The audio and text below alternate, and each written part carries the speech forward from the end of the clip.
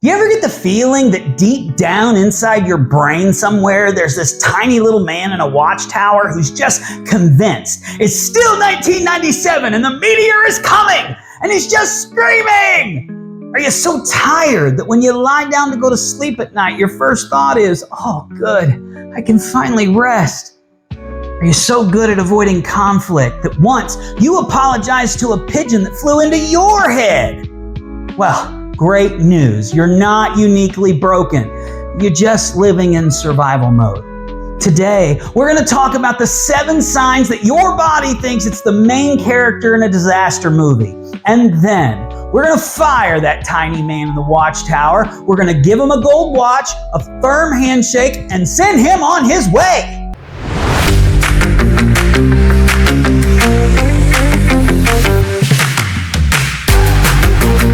All right, sign number 1. You're what I like to call a compulsive apologizer. You know who you are. You know who you are. Someone steps on your foot and you immediately go, oh my goodness, I'm so sorry. Is your shoe okay? I can buy you a new shoe. You say yes to so many things that you don't want to do, that your Google Calendar just looks like a series of threats you've made against your own future self. 8 p.m., go to Brenda's terrible one-woman show. And conflict, oh man, you'd rather light yourself on fire than have a direct conversation. Someone could say, I believe all dogs are secret government spies. And you'd be like, you know, I've never thought about it that way. But they are always watching, aren't they? Now, there's a fancy word for this. It's called fawning, which sounds like a baby deer and it's just as scared. It's not you being polite, it's your brain thinking, if I'm the nicest, most agreeable little boy in the room, the lion will eat me last. So here's a task for you, an experiment. The next time someone asks you to do something, say nothing for 3 full seconds. Let the silence hang out there like a weird smell that's coming from your grandma. Then ask yourself, do I really want to do this? Or am I just scared of the person thinking that I'm not a good boy? It'll feel like defusing a bomb, I promise. Sign number 2 is that you're very tired, like you're always tired, like every day you're tired. And I don't mean, oh, I stayed up too late watching a documentary about a cult tired. I mean, you're so tired that you go to bed and get 8 hours of sleep and you wake up feeling like you just did a full day of manual labor. Oh, and during that manual labor, you got into a fist fight in a swamp. This is because your body's nervous system is running a background process. It's like a Windows 98 computer trying to download a single MP3 of bop, bop, bop, bop, bop, skiddy for 13 straight years. Give me a break already. It's just draining all the resources for no reason. Your body is constantly preparing for a fist fight that's not even scheduled to happen. Of course you're exhausted. You have the energy of a ghost who's already died. Twice. So here's your homework, and it's going to sound insane. I want you to schedule 10 minutes. Put it on your calendar. Don't just say you're going to do it. In fact, put it on your calendar next to Brenda's show. 10 minutes to do absolutely nothing. And then just lie on your floor. Don't meditate, don't improve yourself, just exist. It's like telling your internal security guard, hey Steve, go on a break. No one's stealing the Declaration of Independence tonight. You can stand down. Number 3, and this one's weird, you just feel nothing, like at all. A puppy could bring you a flower and you'd be like, okay, that's a thing that's happened now. A meteor could be headed straight for your house and you'd be like, well, I guess that solves my laundry problem. Your entire emotional range is the color of a waiting room wall. Now, this isn't you being cool and mysterious, right? This is actually your freeze response. It's your brain deciding that the volume of your feelings was at an 11. And now it's appropriate to pull the entire plug clean out of the wall so that we can calm down. It was a good idea at the time, but now you're just walking through life like it's a movie that you're not even a part of. It's like you're an extra in your own life. So try this party trick. Right now, name 3 things that you see. That lamp is ugly. Wow, that's a weird stain on the ceiling. Geez, this carpet sure does need to be vacuumed. Second, 2 things that you can feel.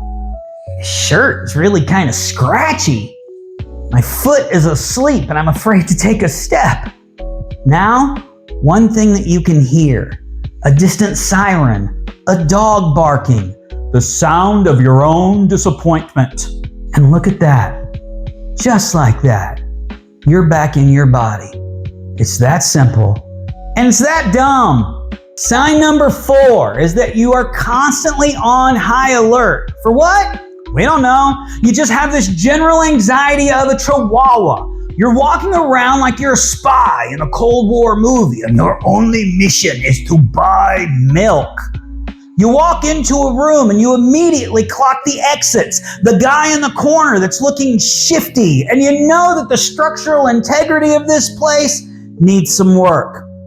It's this constant low-level feeling that there's a velociraptor in the backyard just testing the fence to see if it can break through, you know? And you're just trying to choose yogurt. Your body is stuck in fight or flight. It's convinced that a saber-toothed tiger is living in your pantry, which, unless you have some sort of very unique roommate situation, is not true. Your body is throwing a disaster party and forgot to tell you it's not a real party. So, you want a cheat code? Now, this is so stupid you're gonna hate it, but I promise you it works. When you feel that anxiety spike, just breathe out slower than you breathe in.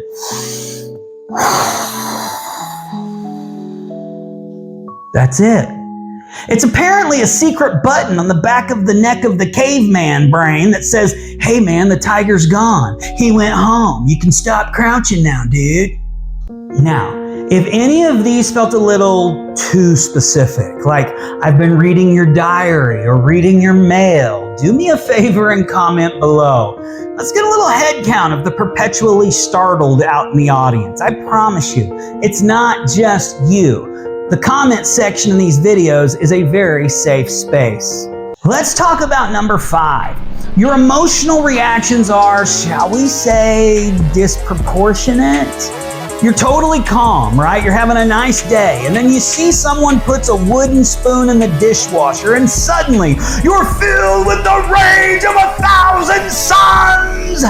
You go from 0 to, I'm gonna burn the whole house down in half a second.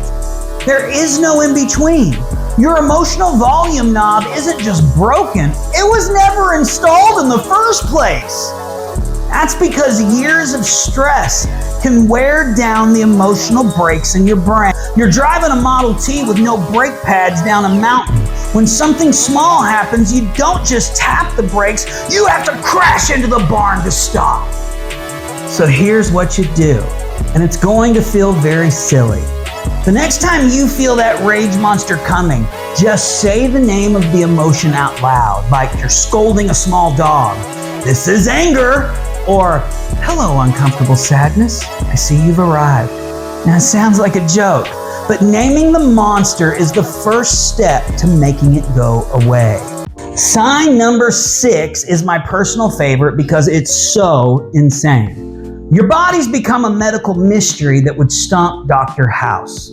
You've got a sudden back pain on a bi-weekly basis. Your stomach has more drama in it than a high school theater department. And you get these weird headaches that feel like a tiny ghost is trying to unscrew your eyeball.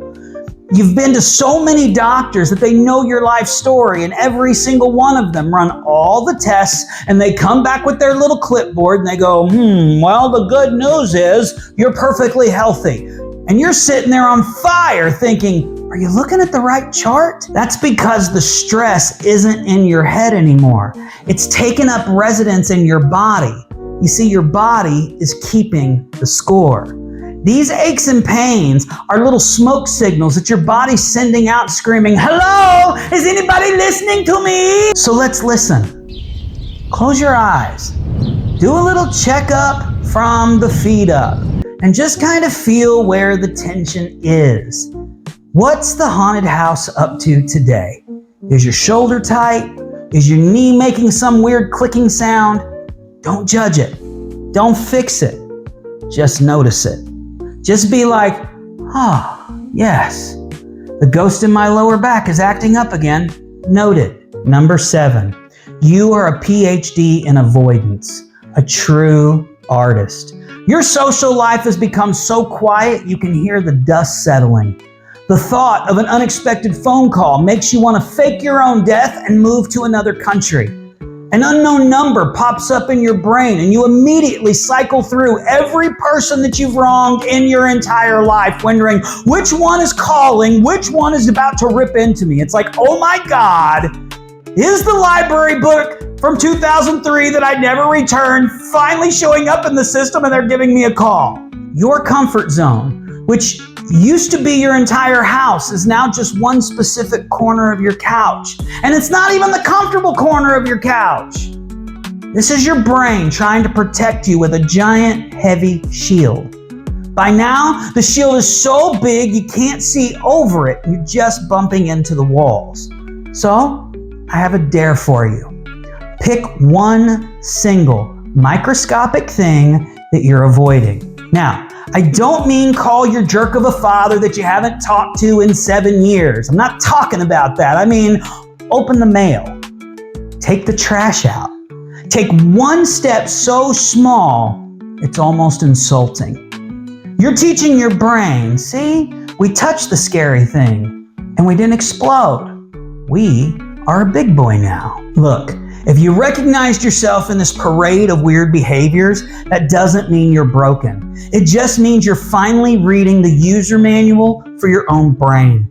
And you're realizing that it was written 100,000 years ago and it's wildly out of date.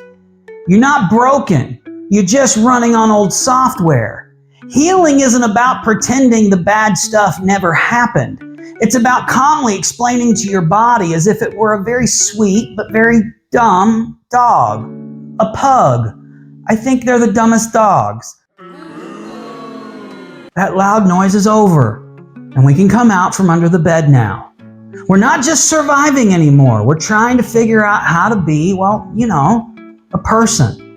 If this was helpful at all, please click the subscribe button. We have so much more nonsense to discuss. And go watch our next video on how to start healing from all of this. You can do this. I mean, you can probably do it. No pressure.